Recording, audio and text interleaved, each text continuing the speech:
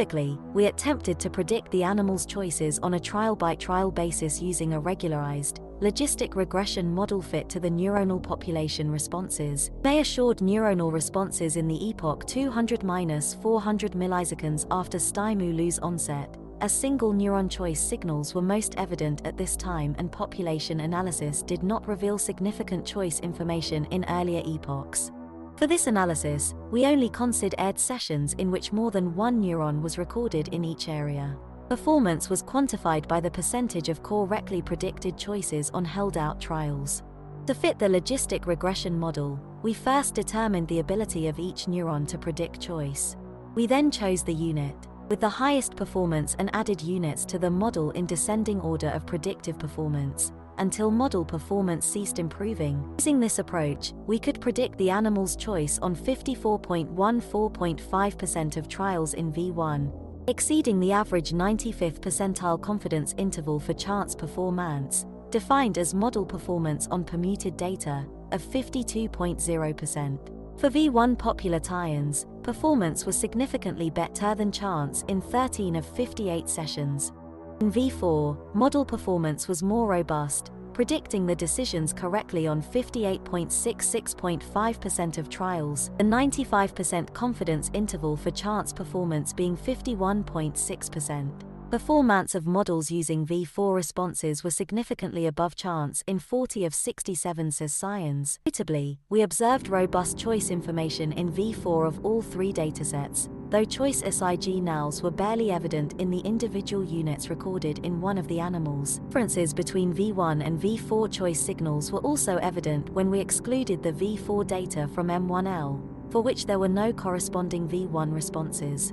In additional analyses, we attempted to predict choices using models that considered the V1 and V4 populations together, but these models did not outperform models based solely on V4 responses. We also tested whether the performance of V1 and V4 populations was correlated on a session-by-session basis, e.g., whether sessions in which choice signals were particularly robust in V4 were also those sessions in which V1 contained stronger choice signals, where found a weak correlation in population performance in M2, R0.31, P0.05, and no relationship in M1R, R0.35, P0.1. We next compared the performance of single neurons and populations, on a session-by-session basis.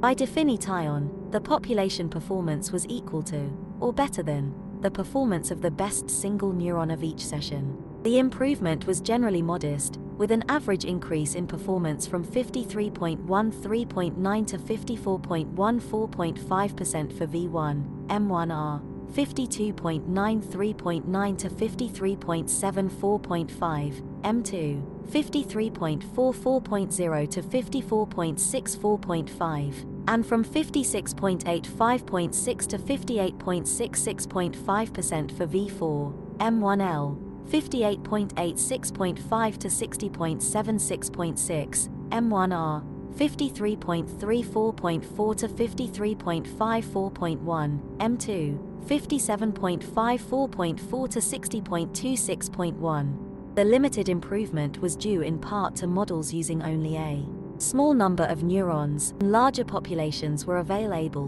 We observed more sizable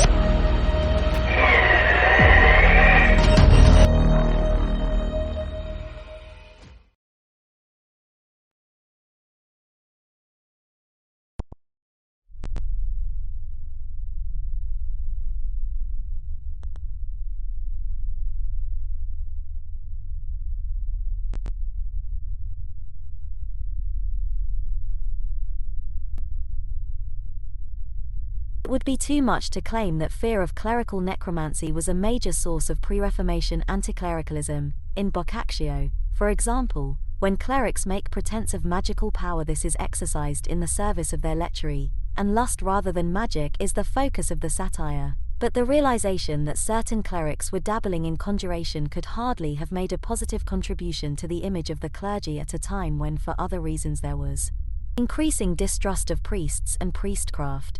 28. If we neglect the literature of necromancy, we cannot grasp what it is that the humanist mags, Marsilio Ficino, Giovanni Pico, Johannes Reuchlin, Johannes Trithemius and others, so vigorously claimed not to be doing, or what they were often suspected of doing despite their protestations. Even the rise of the witch trials in the 15th century is related to increasing consciousness of this explicitly demonic magic. It was surely in large part because they were aware of the demonic magic described in these manuals and evidently practiced in their midst that orthodox authorities often became skeptical about the notion of non-demonic, natural magic.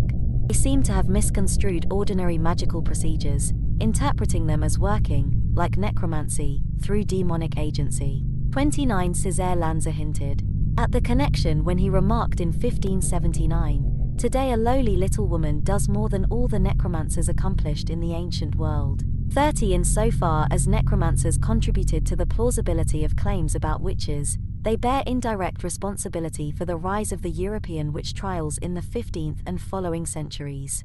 To the extent that these early witch trials focused on female victims, they thus provide a particularly tragic case of women being blamed and punished for the misconduct of men. Women who were not invoking demons could more easily be thought to do so at a time when certain men were in fact so doing. Natural magic was always, in some quarters, a suspect category, and understandably so.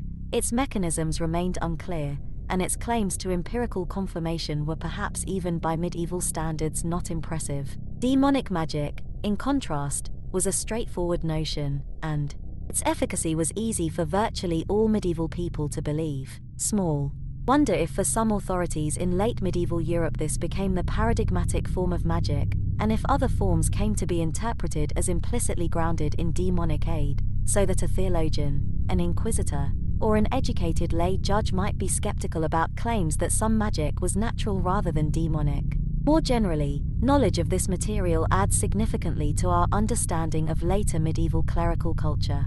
A society that had a surplus of clergy inevitably spawned an underemployed and largely unsupervised clerical underworld capable of various forms of mischief, including necromancy, and indeed this underworld seems to have been the primary locus for this explicitly demonic magic.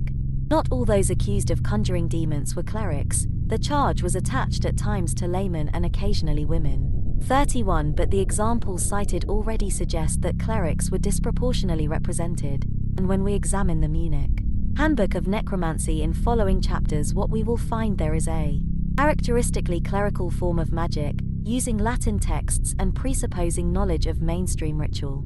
32. The beliefs and ritual operations found in necromancy mimic those of established rites, somewhat as the threads are the same on both sides of a tapestry, and the patterns they form on the underside are recognizably related to those on the front. One might even suggest that a culture in which ritual occupies so central a place will naturally, if not inevitably, engender forbidden rituals, somewhat as the production of a tapestry necessarily produces on the underside a distorted version of the intended image. The study of late medieval necromancy gives an exceptionally clear and forceful picture of the abuses likely to arise in a culture so keenly attentive to ritual display of sacerdotal power. Our own society, more fascinated with sexuality and its abuse, has its own concerns about miscreant priests and their abuse of young boys. The clerical misconduct most feared in the late Middle Ages was of a different order. Demonic magic and the theory of ritual. I have spoken of demonic magic as the underside of the tapestry of late medieval ritual culture. More must be said about the character of magic as ritual.